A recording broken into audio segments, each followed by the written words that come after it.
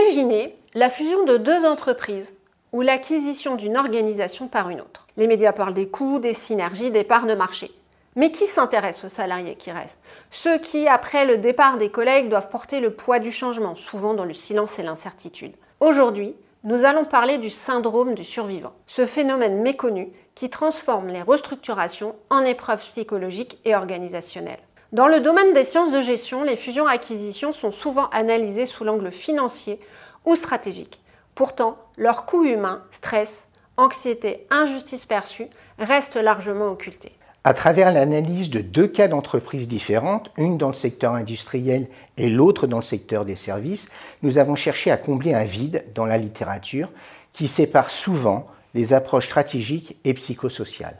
Notre objectif était de proposer des solutions pour anticiper les risques RH et préserver la performance collective. Quels sont les risques pour la santé mentale des survivants?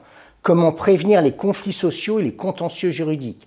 Quel rôle pour les managers et les RH dans l'accompagnement du changement?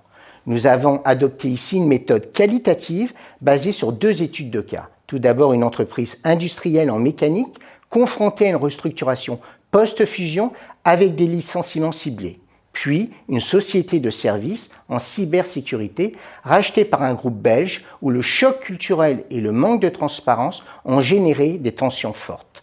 Nous avons effectué une recherche-intervention avec une immersion prolongée dans les deux organisations, permettant un accès privilégié aux données internes. Nous avons réalisé des entretiens approfondis dans ces deux entités. Nous avons ensuite analysé les résultats à partir des observations et en nous concentrant sur les dynamiques de communication, la perception de la justice organisationnelle et le rôle des acteurs, managers, RH, représentants du personnel. Contrairement aux études quantitatives dominantes, nous avons privilégié une approche terrain pour saisir les émotions, les non-dits et les mécanismes de résistance. Notre travail révèle des risques réels pour les survivants, stress, culpabilité, méfiance envers la direction et enfin, un fort désengagement. Les cas montrent également que l'absence d'informations claires aggrave l'anxiété et alimente les rumeurs. Les salariés acceptent mieux les changements s'ils perçoivent les processus comme équitables et si ces changements sont expliqués, comme par exemple des consultations du CESE. Notre étude montre que les risques juridiques sont également sous-estimés, alors que l'employeur a une obligation de sécurité qui est prévue à l'article L4121.1 du Code du travail.